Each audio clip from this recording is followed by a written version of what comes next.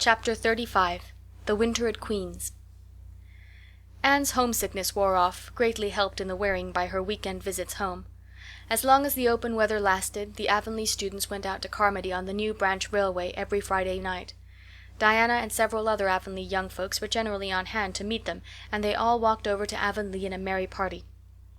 Anne thought those Friday evening gypsyings over the autumnal hills in the crisp golden air, with the home lights of Avonlea twinkling beyond, were the best and dearest hours in the whole week. Gilbert Blythe nearly always walked with Ruby Gillis, and carried her satchel for her. Ruby was a very handsome young lady, now thinking herself quite as grown up as she really was. She wore her skirts as long as her mother would let her, and did her hair up in town, though she had to take it down when she went home. She had large, bright blue eyes, a brilliant complexion, and a plump, showy figure.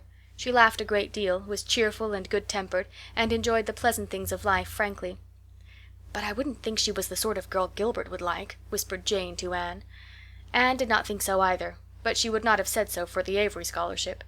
She could not help thinking, too, that it would be very pleasant to have such a friend as Gilbert to jest and chatter with and exchange ideas about books and studies and ambitions. Gilbert had ambitions, she knew, and Ruby Gillis did not seem the sort of person with whom such could be profitably discussed. There was no silly sentiment in Anne's ideas concerning Gilbert. Boys were to her, when she thought about them at all, merely possible good comrades. If she and Gilbert had been friends, she would not have cared how many other friends he had, nor with whom he walked. She had a genius for friendship, girl friends she had in plenty, but she had a vague consciousness that masculine friendship might also be a good thing to round out one's conceptions of companionship and furnish broader standpoints of judgment and comparison. Not that Anne could have put her feelings on the matter into just such clear definition, but she thought that if Gilbert had ever walked home with her from the train, over the crisp fields and along the ferny byways, they might have had many and merry and interesting conversations about the new world that was opening around them and their hopes and ambitions therein. Gilbert was a clever young fellow, with his own thoughts about things and a determination to get the best out of life and put the best into it. Ruby Gillis told Jane Andrews that she didn't understand half the things Gilbert Blythe said. He talked just like Anne Shirley did when she had a thoughtful fit on, and for her part she didn't think it any fun to be bothering about books and that sort of thing when you didn't have to. Frank Stockley had lots more dash and go, but then he wasn't half as good-looking as Gilbert, and she really couldn't decide which she liked best. In the academy Anne gradually drew a little circle of friends about her, thoughtful, imaginative, ambitious students like herself.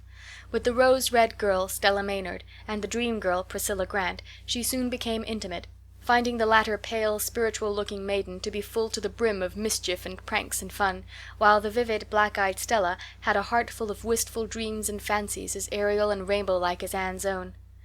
After the Christmas holidays the Avonlea students gave up going home on Fridays and settled down to hard work. By this time all the Queen's scholars had gravitated into their own places in the ranks, and the various classes had assumed distinct and settled shadings of individuality. Certain facts had become generally accepted. It was admitted that the medal contestants had practically narrowed down to three: Gilbert Blythe, Anne Shirley, and Lewis Wilson. The Avery scholarship was more doubtful, any one of a certain 6 being a possible winner.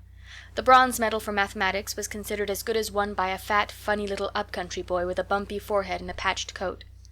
Ruby Gillis was the handsomest girl of the year at the academy. In the second-year classes Stella Maynard carried off the palm for beauty, with a small but critical minority in favor of Anne Shirley. Ethel Marr was admitted by all competent judges to have the most stylish modes of hair-dressing, and Jane Andrews, plain, plodding, conscientious Jane, carried off the honors in the domestic science course. Even Josie Pye attained a certain preeminence as the sharpest-tongued young lady in attendance at Queen's. So it may be fairly stated that Miss Stacy's old pupils held their own in the wider arena of the academical course. Anne worked hard and steadily. Her rivalry with Gilbert was as intense as it had ever been in Avonlea school, although it was not known in the class at large, but somehow the bitterness had gone out of it. Anne no longer wished to win for the sake of defeating Gilbert, rather for the proud consciousness of a well-won victory over a worthy foeman. It would be worth while to win, but she no longer thought life would be insupportable if she did not. In spite of lessons, the students found opportunities for pleasant times.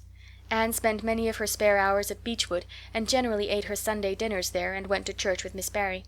The latter was, as she admitted, growing old, but her black eyes were not dim nor the vigor of her tongue in the least abated.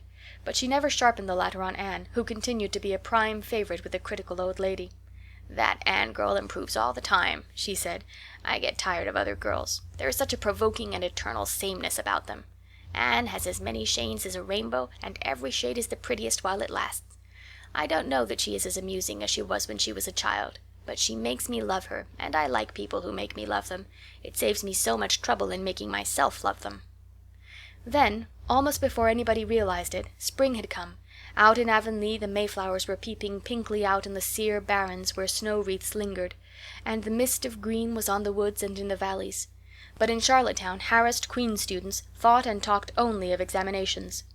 "It doesn't seem possible that the term is nearly over," said Anne. "Why, last fall it seemed so long to look forward to, a whole winter of studies and classes. And here we are, with the exams looming up next week. Girls, sometimes I feel as if those exams meant everything, but when I look at the big buds swelling on those chestnut trees and the misty blue air at the end of the streets, they don't seem half so important." Jane and Ruby and Josie, who had dropped in, did not take this view of it. To them the coming examinations were constantly very important indeed, far more important than chestnut buds or Maytime hazes. It was all very well for Anne, who was sure of passing at least, to have her moments of belittling them, but when your whole future depended on them, as the girls truly thought theirs did, you could not regard them philosophically. "I've lost 7 pounds in the last 2 weeks," sighed Jane. "It's no use to say, 'Don't worry.' I will worry. Worrying helps you some. It seems as if you were doing something when you're worrying. It would be dreadful if I failed to get my license after going to Queen's all winter and spending so much money." "I don't care," said Josie Pye. "If I don't pass this year I'm coming back next. My father can afford to send me. Anne, Frank Stockley says that Professor Tremaine said Gilbert Blythe was sure to get the medal and that Emily Clay would likely win the Avery scholarship." "That may make me feel badly tomorrow, Josie," laughed Anne, "but just now I honestly feel that as long as I know the violets are coming out all purple down in the hollow below Green Gables, and that little ferns are poking their heads up in Lover's Lane, it's not a great deal of difference whether I win the Avery or not. I've done my best, and I begin to understand what is meant by the joy of the strife. Next to trying and winning, the best thing is trying and failing. Girls, don't talk about exams. Look at that arch of pale green sky over those houses and picture to yourself what it must look like over the purply dark beech woods back of Avonlea." "What are you going to wear for commencement, Jane?" asked Ruby practically. Jane and Josie both answered at once, and the chatter drifted into a side eddy of fashions. But Anne, with her elbows on the window-sill, her soft cheek laid against her clasped hands, and her eyes filled with visions, looked out unheedingly across city roof and spire to that glorious dome of sunset sky, and wove her dreams of a possible future from the golden tissue of youth's own optimism.